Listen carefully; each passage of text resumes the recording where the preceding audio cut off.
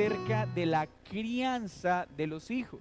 Durante estos miércoles no estaremos teniendo una exposición o más bien una predicación expositiva, sino unos consejos, unas reflexiones muy prácticas y muy puntuales acerca de una gran tarea que tenemos nosotros como padres, y es la crianza de nuestros hijos centrados en el Evangelio. Si han notado, las enseñanzas de los miércoles anteriores, y espero hoy también quede en evidencia, el primer punto en el que nos estamos centrando, más que en nuestros hijos, primeramente es en nosotros como padres. Pues la mayoría de dificultades que tenemos que lidiar con nuestros hijos tienen que ver mucho con la forma en la que nosotros lidiamos con nuestros propios pecados. Así que un buen ejercicio de una crianza saludable y sana centrada en el Evangelio tiene que ver mucho con padres que tienen un corazón centrado en el Evangelio. Pues pretender lograr algo en nuestros hijos que no está sucediendo en nosotros no solo será frustrante, sino que será algo imposible. Hoy vamos a hablar entonces acerca de la incapacidad que tenemos como padres para transformar, para cambiar a nuestros hijos. Lo primero que un padre necesita entonces en este sentido es reconocer que no somos capaces de criar a nuestros hijos como deberíamos criarlos, que no tenemos la capacidad para transformar a nuestros hijos o producir algo favorable en ellos. Este principio entonces nos anima a algo muy puntual. Como padres de familia, no nos presentamos diciendo a Dios: Dios, soy muy capaz de criar hijos sanos. Debemos iniciar diciendo: Señor, reconozco mi incapacidad para criar a estos hijos que has puesto a mi cuidado. Reconozco que no soy incapaz. Reconozco no mi competencia, sino mi incompetencia. Así que esta enseñanza está dirigida no a padres, no a madres que piensan que son muy capaces en esta tarea, sino para aquellos que reconocemos cuán incapaces, cuán incompetentes somos en la tarea que se nos ha comisionado de ser padres. Acompáñeme a Juan capítulo 15, versículo 4 al 6. Un texto que nos recuerda nuestra condición, de cuán incapaces somos si intentamos hacer cualquier cosa en la vida y específicamente criar a nuestros hijos separados de Él. Juan 15, 4 en adelante. Permaneced en mí y yo en vosotros. Como el pámpano no puede llevar fruto por sí mismo si no permanece en la vid, así tampoco vosotros si no permanecéis en mí. Yo soy la vid, vosotros los pámpanos. El que permanece en mí y yo en él, éste lleva mucho fruto, porque separados de mí nada podéis hacer. Naturalmente, esta porción de la Escritura tiene una intención específica en el desarrollo del capítulo 15 del Evangelio de Juan. Y no pretendo entonces ir y desarrollar todos los elementos, pero sí hay un principio extendido en este pasaje del cual quiero partir para el fundamento teológico de lo que hoy queremos establecer. Hay solo dos opciones en el ejercicio de nuestra paternidad: pensar que somos capaces y que podemos hacerlo separados de Jesús, o reconocer nuestra incapacidad y aceptar que separados de Él nada podemos hacer. Separados de Él no podemos ser salvos. Separados de Él no podemos ser santos. Separados de Él no podemos dar frutos. Sin Cristo no podemos ser injertados a la vid. Sin Cristo no hay ninguna esperanza, ni para salvación, ni para santificación, ni para ningún rol que se nos comisione. Separados de Él nada podemos hacer. Separados de Cristo es imposible ejercer una paternidad beneficiosa sobre los hijos.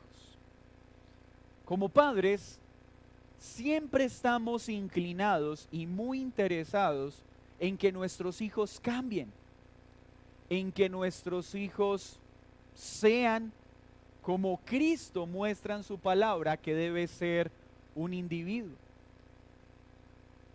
Pero apelamos a muchos métodos que no son bíblicos y creemos que de alguna forma van a traer un efecto favorable.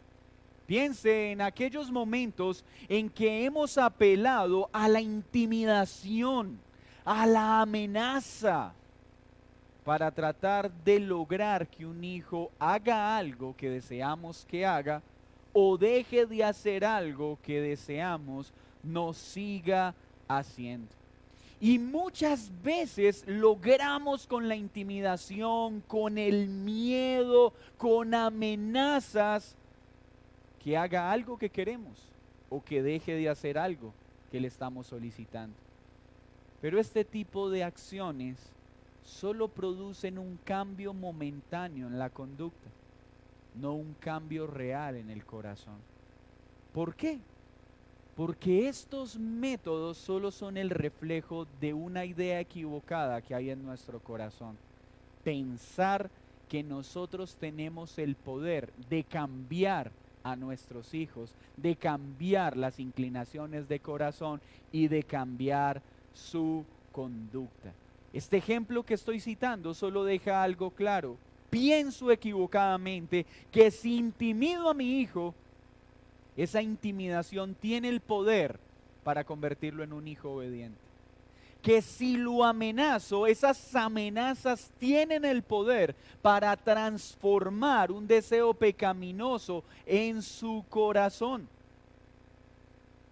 Cuando actuamos de esta forma, simplemente queda en evidencia que nos estamos atribuyendo un poder que no tenemos. Iglesia, la paternidad no gira en torno a ejercer nuestro poder para cambiar a un hijo. Nosotros no tenemos competencias para esto. El trabajo de un padre no es tratar de cambiar a un hijo. El único que tiene el poder para cambiarlo, para transformarlo, es Jesucristo. Nuestra tarea no es cambiarlos. Nuestra tarea es participar humilde y fielmente en su crianza, llevándolos a que conozcan a Cristo para que Cristo cambie sus corazones. Nosotros no podemos cambiarlos, nosotros no tenemos ese poder. Y aunque esto teóricamente es fácil de entender, en la práctica es tan difícil de asimilar. Porque siempre estamos tratando de forzar algo en el corazón de nuestros hijos. Es fundamental que reconozcamos que no tenemos poder para cambiarlos. Este es el primer paso para una crianza centrada realmente en el Evangelio. Es necesario insistir en algo. Si nosotros tuviéramos el poder para cambiar a nuestros hijos, no hubiera sido necesario que Cristo viniera y muriera en una cruz. Si el hombre tiene poder para cambiarse a sí mismo, si tiene poder para cambiar a otros, en vano vino Cristo. Pero la razón por la que Cristo se encarnó, la razón por la que Cristo murió en la cruz es porque ninguno de nosotros tenemos el poder para salvarnos, ni tenemos el poder para salvar a nuestros hijos. No tenemos el poder para santificarnos, ni tenemos el poder para santificar a nuestros hijos. El único que tiene este poder es Jesucristo. Dios entonces a los padres nos ha dado autoridad para participar en la transformación que Dios hace en ellos, no para generar la transformación. Nosotros participamos en esa crianza, pero el que transforma con poder el corazón de nuestros hijos es Cristo. ¿Cuán equivocados estamos al creer que si gritamos más duro, que si los miramos de una manera más intimidante y amenazante, si logramos atemorizarlos, si les propiciamos un castigo más severo, nuestros hijos cambiarán? Estas acciones no tienen el poder para cambiar el corazón. Pueden cambiar conductas temporalmente, pero no en la raíz, en el corazón. El comportamiento de un hijo es la evidencia de lo que hay en su interior. El cambio interno es el que debe preceder al cambio externo duradero. Miren muy bien esto. Nuestros gritos, nuestras amenazas, nuestra intimidación puede producir un cambio ¿qué? Externo y temporal. Pero el cambio que produce Cristo en el corazón de un hijo es interno.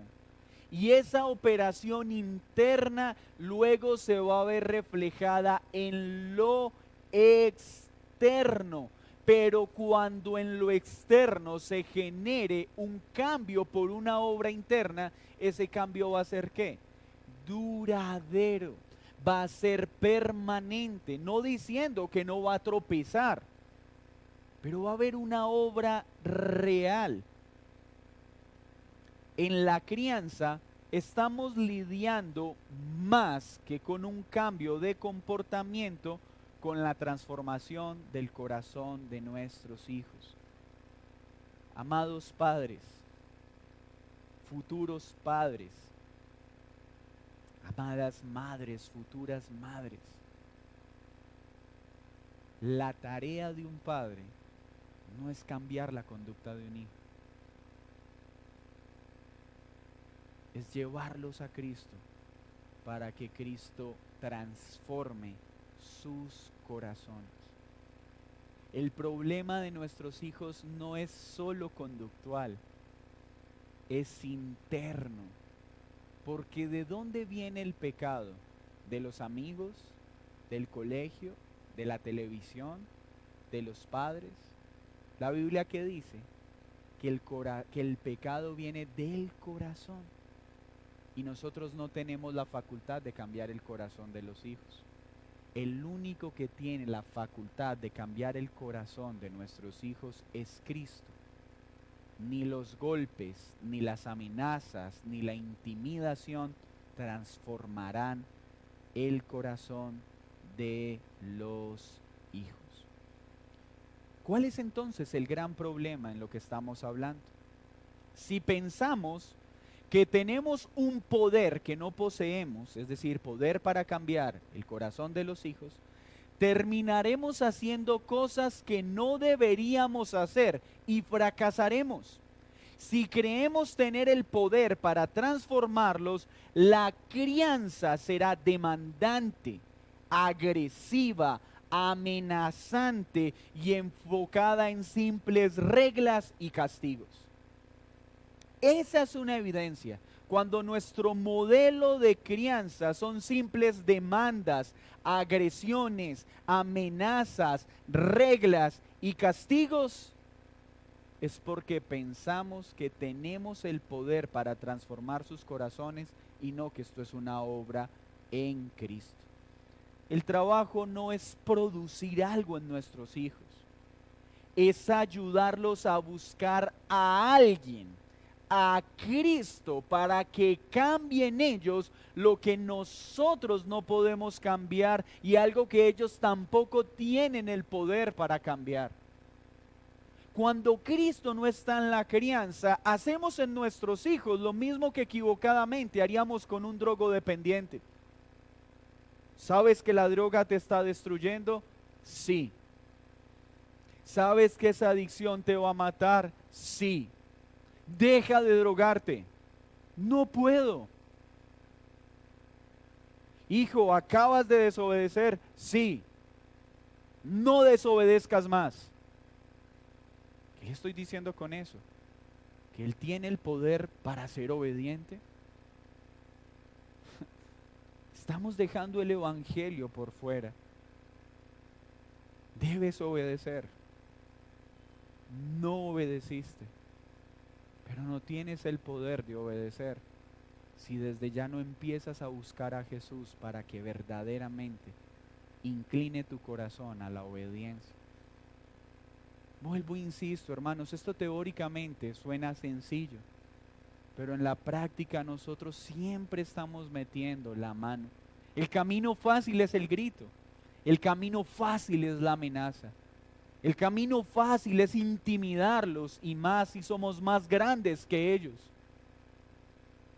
Pero eso no va a traer un cambio en su corazón. Ellos necesitan saber que la desobediencia es una condición de la cual pueden salir en Cristo Jesús. Entonces nuestra tarea no es cambiarlos, nuestra tarea es guiarlos. ¿A quién? A Cristo. Pero ¿puedo guiar a mi hijo a un lugar que yo no conozco? ¿Puedo llevarlo a que ame a alguien a quien yo no amo? ¿Puedo hablarle de una libertad que yo no he experimentado? ¿Puedo mostrarle la esperanza que hay para un vil pecador como nosotros al ir a Cristo sin haberla experimentado? Qué difícil es poder hablar de una libertad que no conocemos, de un Salvador que solo de oídas le conocemos, de un evangelio del cual solo hemos oído, pero no ha traspasado nuestro corazón. Si esto de lo que estamos hablando es cierto, entonces debemos pedirle al Señor que nos ayude no solo a identificar, sino a abandonar todos los métodos pecaminosos de crianza que hemos utilizado. Debemos pedirle al Señor que nos ayude a abandonar los gritos, las amenazas, los insultos sutiles, las palabras de condenación, la ironía. Nuestros hijos necesitan ver nuestra autoridad, mas no una idea de que nosotros somos creadores de cambio. Dios nos ha dado autoridad para guiarlos, no poder para transformarlos. Autoridad para guiarlos, no poder para transformarlos. Nuestro actuar debe ayudarlos a entender que necesitan la gracia transformadora de Cristo, que es por su gracia, una gracia que Él manifiesta para transformar al pecador. Sí, nuestros hijos desde ya deben ser conscientes que son pecadores, que su inclinación a hacer lo malo tiene un nombre, se llama pecado.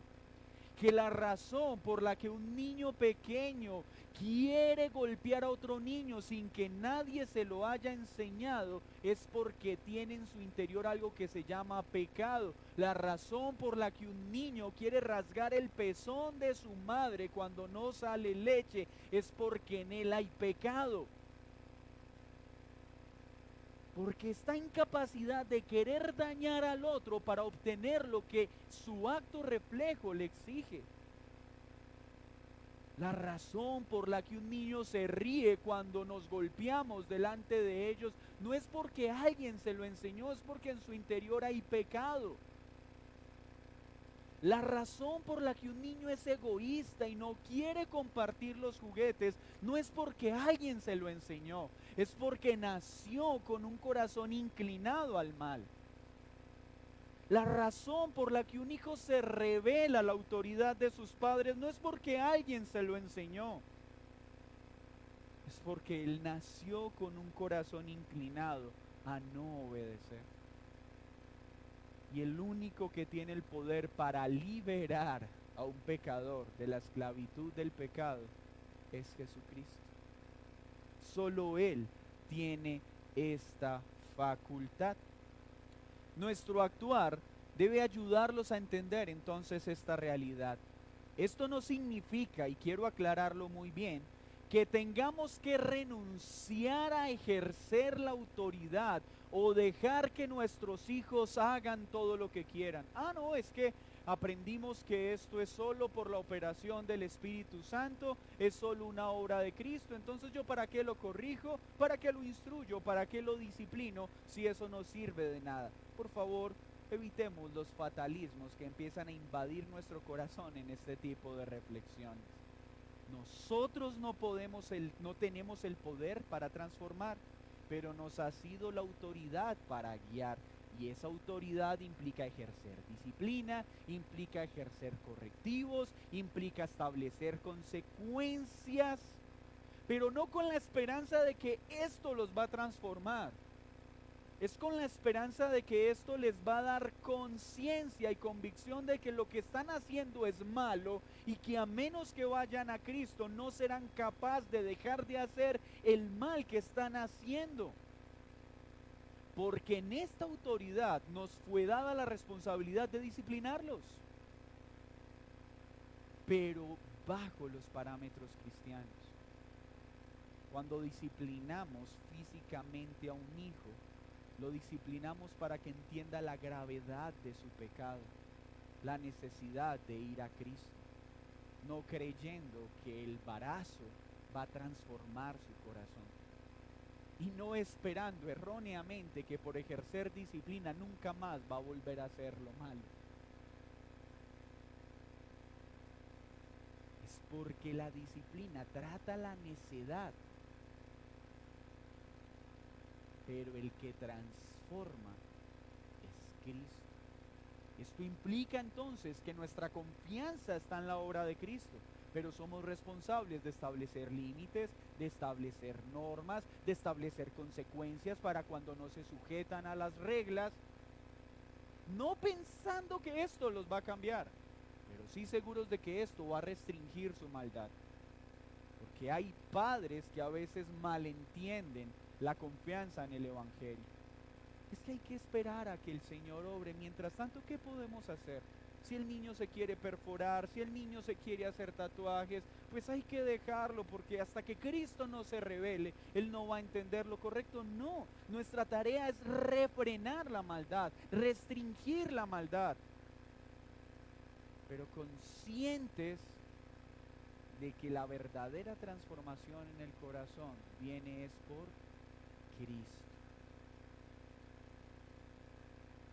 Como padres entonces, o ejecutamos acciones pensando que tenemos el poder para cambiarlos, o reconocemos que separados de Jesús nada podemos hacer y ejercemos nuestra disciplina, ejercemos nuestras correcciones a la luz de la Escritura, pero siempre con nuestra fe en el poder transformador de Cristo, no en el poder transformador de nuestras acciones.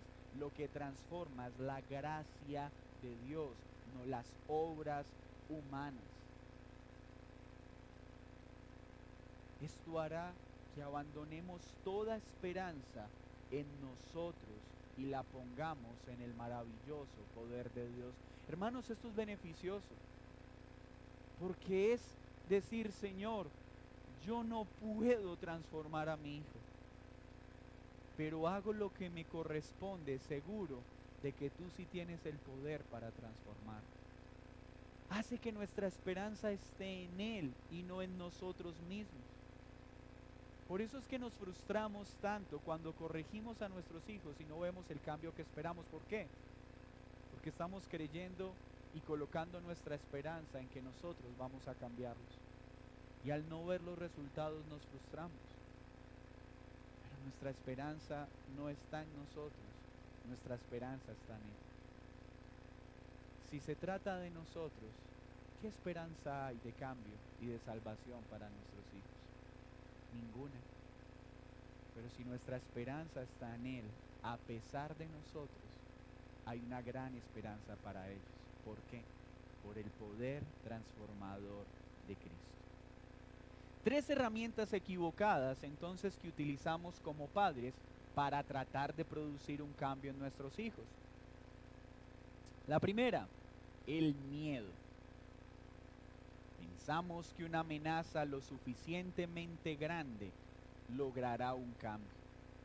Ay, si me haces subir, vas a ver lo que te espera. Organiza tu cuarto, recoge tus juguetes o te aseguro que solo te quedará la almohada. Voy a contar hasta 3 y si llego a 3, mejor dicho, te vas a acordar de mí por el resto de la vida. Te castigaré de tal forma que nunca querrás volver a ser castigado. Si haces eso, te voy a encerrar tanto tiempo que vas a olvidar cómo es el mundo exterior. ¡Wow! ¡Qué valientes! Usamos estas amenazas porque son temporalmente efectivas, sí. El miedo a veces hace que nuestros hijos hagan ciertas cosas, pero mientras son más pequeños que nosotros, mientras puede atemorizarles que levantemos la mano para disciplinarlos. Pero cuando tenga la edad, el tamaño, la fuerza, ¿de qué podrá servir este tipo de amenazas? Así que este tipo de acciones atemorizan a un pequeño, pero ya no servirán cuando tenga la edad suficiente para enfrentarnos.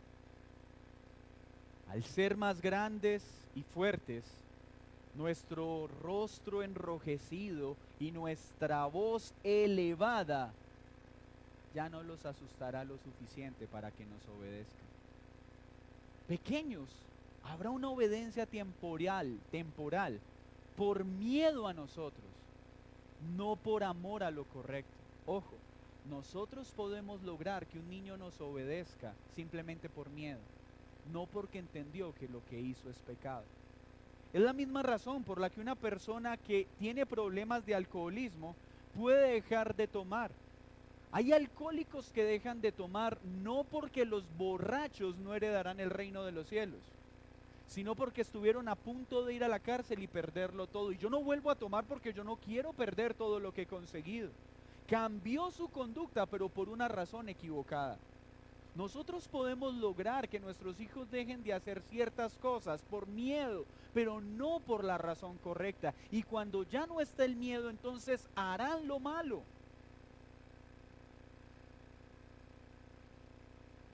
Nuestra tarea no es simplemente lograr que no haga lo malo, es que entienda la razón del pecado que hay detrás de esa acción y las consecuencias que hay por tal falta. La necesidad de que busque la ayuda de Dios para poder tratar su situación de pecado. Iglesia, el modelo de las amenazas es solo un ejercicio ineficaz que hace que los hijos solo obedezcan mientras los estamos mirando. Pero una vez nuestros ojos no están sobre ellos, no tendrán ninguna razón para obedecer. Las amenazas no son un método útil para instruir. Nosotros debemos enseñarles y no amenazarles a que lo que hagan debe ser agradable a Dios, porque nosotros no tenemos la capacidad de verlo siempre, pero Dios sí. Y esto no es una amenaza, esto es verdad. Recuerdo el ejercicio, particularmente en nuestra cultura de los abuelos, cuando lo cogían a uno pequeño y lo miraban fijamente. Yo tengo la capacidad de saber si estás diciendo la verdad o no. Y de verdad, se atemorizaba uno a tal punto. ¿Qué hiciste eso? Pero cuando crecemos, ya somos la capacidad tenemos la capacidad de mirar fijamente a los abuelos y decirles, no, mientras sé que estoy mintiendo. Pero a Dios no podemos engañar. Nuestros hijos necesitan entender que a nosotros pueden engañarnos, pero a Dios no. Y que la consecuencia del pecado no está en que nosotros nos demos cuenta de que pecaron. Es que el pecado les hará daño, así nosotros no nos demos cuenta de lo que hicieron. Y que esas acciones son desagradables a Dios. Si las amenazas fueran suficientes para que una vida sea transformada, Cristo no hubiera tenido que vivir la vida que vivió, morir en la forma que murió. Su vida, su muerte y su resurrección dejan algo claro. Las amenazas no son suficientes para que alguien obedezca. Otro error muy común, la recompensa. Si almuerzas, te doy el juguete que quieres. Si almuerzas, te doy una banana. Si haces esto, te doy aquello. Esto no es criar, esto es formar grandes manipuladores para el futuro. Este modelo de recompensas que se ha inventado la psicología es un fracaso. Porque le estamos diciendo a nuestros hijos, aprende a hacer esto no porque es lo correcto, sino por un beneficio egoísta. Y entonces cuando no tenga la banana, cuando no tenga el juguete, cuando no tenga el Xbox al final de año, cuando no tenga sus vacaciones, no va a obedecer.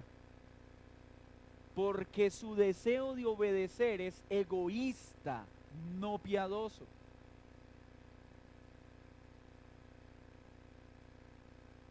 Por eso en este tiempo el evangelismo bíblico a muchos les choca.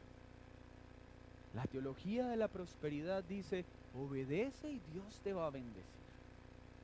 Deja de robar y Dios te va a dar mucho más.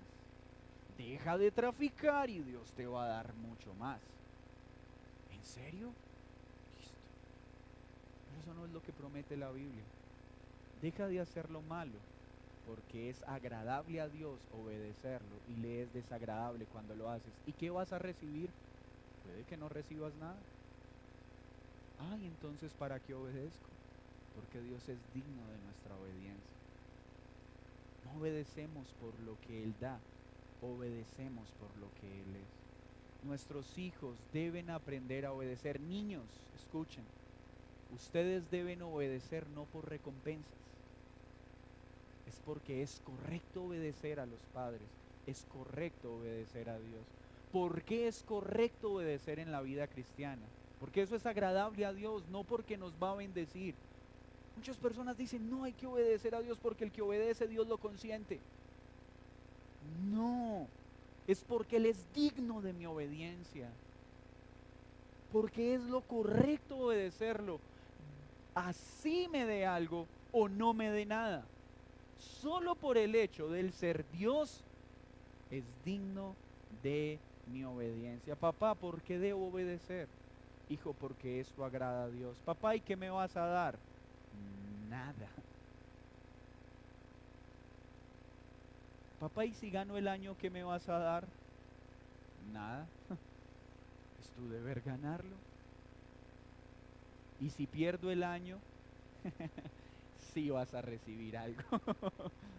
Las consecuencias de tu pecado. Otro método que utilizamos, y este sí que es perverso, es la vergüenza, es la culpa. Lo usamos con tanta frecuencia. No puedo creer que tú, siendo mi hijo, hayas hecho algo tan vergonzoso. ¿De cuándo has visto a tu padre? ¿De cuándo has visto a tu madre haciendo algo tan vergonzoso como eso? Cuando tenía tu edad, yo jamás hubiera hecho algo así, ni con la edad que tengo.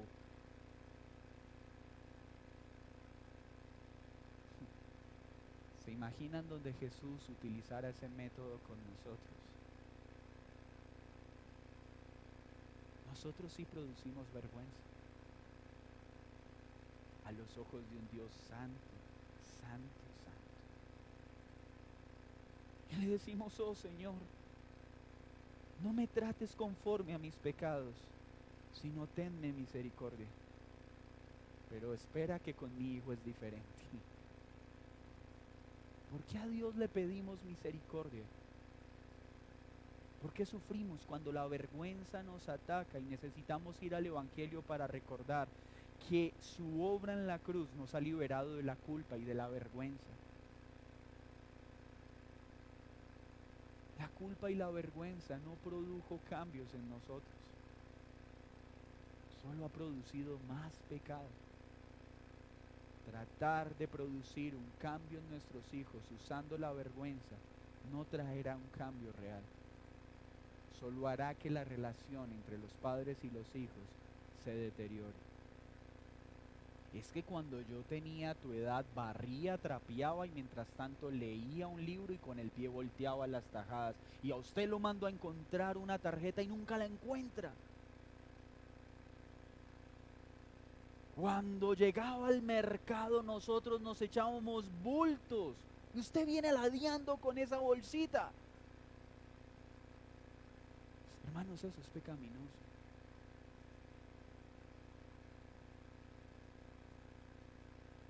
Porque es una actitud arrogante y altiva.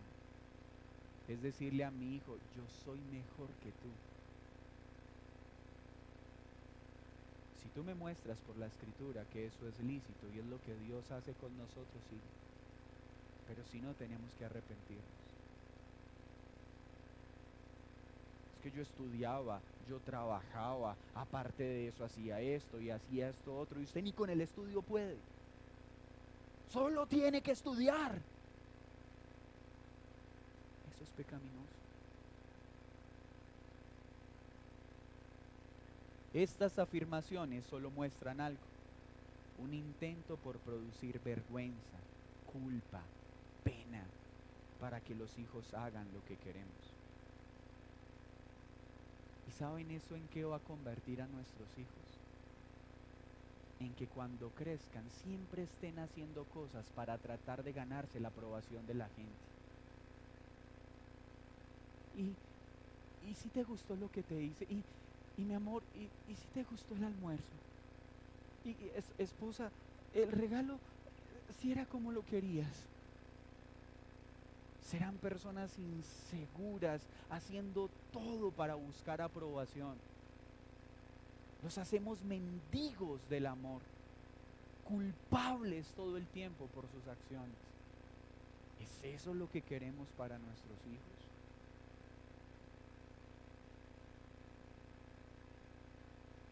La única culpa útil es la que surge cuando comprendemos por la obra del Espíritu Santo nuestro pecado y aceptamos que hemos pecado y necesitamos ir a Cristo.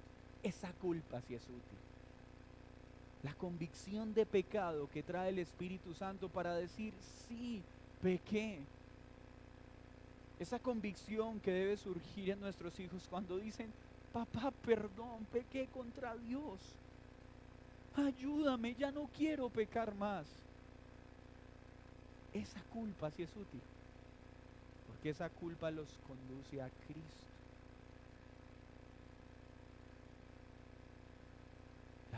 La demás es pasajera y muy dañina.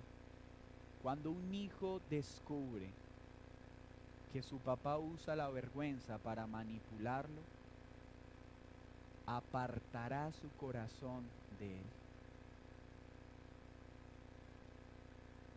Pues estas humillaciones no producen amor, sino rechazo. Y esto, hermanos, es para examinarnos y pedir perdón al Señor si lo hemos hecho. ¿Cuánto daño hacemos a nuestros hijos por usar modelos pecaminosos que no están en la Escritura? ¿Qué podemos entonces concluir? La ley sin la gracia no produce cambios que perduren. No podemos ayudar a nuestros hijos a ser libres del pecado si no los conducimos a Cristo. Pero no podemos llevarlos a que reconozcan su necesidad de Cristo si ellos no han visto en nosotros que reconocemos la necesidad de ser librados de nuestro propio pecado. ¿Saben qué necesita escuchar un hijo? No que nosotros somos fuertes donde ellos son débiles. Es que yo sí hacía eso a tu edad y tú no. Ellos no necesitan darse cuenta de nuestras fortalezas. Ellos necesitan darse cuenta de cuán necesitados nosotros también somos de Cristo. Hijo, yo entiendo cuán difícil te es obedecer, porque yo también lidio en mi corazón con el deseo de no obedecer muchas veces. Yo sé lo que tú sientes. Yo sé que te cuesta respetar mi autoridad, porque a mí muchas veces también me cuesta respetar la autoridad de Dios. Y si no fuera por Cristo, yo tampoco lo haría. Nuestros hijos necesitan darse cuenta que nosotros también somos frágiles pecadores como ellos. Y que si no estamos pecando en la forma que ellos tal vez lo están haciendo, no es porque somos fuertes, es porque somos dependientes de Cristo. Que cuando nuestros hijos nos digan, papá, mamá, pero yo a ti no te veo hacer cosas tan malas como las que yo hago, podamos decirle, hijo, solo hay una razón, no porque yo sea fuerte, es porque Cristo es quien refrena mi maldad. Que yo también pueda decirle, no, hijo, hoy ves en mí la obra de Cristo, pero gracias a Dios no me conociste antes de conocerlo a Él, porque te hubieras dado cuenta de mi maldad y mi perversidad en todo su esplendor en un sentido. Los hijos no necesitan padres perfectos. Los hijos necesitan pecadores arrepentidos, padres que han reconocido su pecado y que todos los días son un vivo reflejo de que sin Cristo nada podemos hacer. Reconozcamos nuestra incapacidad y dejemos de estar tratando de mostrar una fuerza que no tenemos. Esto ahí trae esperanza, porque nos asegura que el futuro de nuestros hijos es prometedor por Cristo, no por nosotros. Porque si fuera por nosotros, sería muy triste su futuro. Señor, perdona todos nuestros métodos pecaminosos y perdónanos más porque muchos de nosotros no hemos escuchado esto por primera vez y aún así seguimos haciendo cosas que tú ya nos has enseñado una y otra vez que no debemos hacer. Señor, muchos de nuestros pecados como padres no es por falta de conocer lo correcto, es porque aunque muchas veces nos lo has enseñado, aún seguimos escogiendo hacer las cosas a nuestra manera y no a la tuya. Aquellos que hemos escuchado esto varias veces, hoy te pedimos perdónanos, porque hemos sido tercos, descuidados. Perdónanos. Pero gracias porque hoy nos das esperanza y nos recuerdas que se trata de ti y no de nosotros. Aquellos que hoy escuchan estas verdades por primera vez, te ruego que no se vayan desanimados de este lugar, sino que puedan mirar al cielo y decir: Señor, perdóname porque nunca había oído esto, pero ayúdame a poner por obra todo lo que hoy me has enseñado. Perdona mi pecado, pero ya no quiero vivir más en mis fuerzas, sino en Cristo. Y que hoy todos al salir de este lugar podamos entender que separados de ti, nada podemos hacer, ni para salvación, ni para santificación. Llévanos con bien a nuestros hogares, en Cristo Jesús. Amén y amén.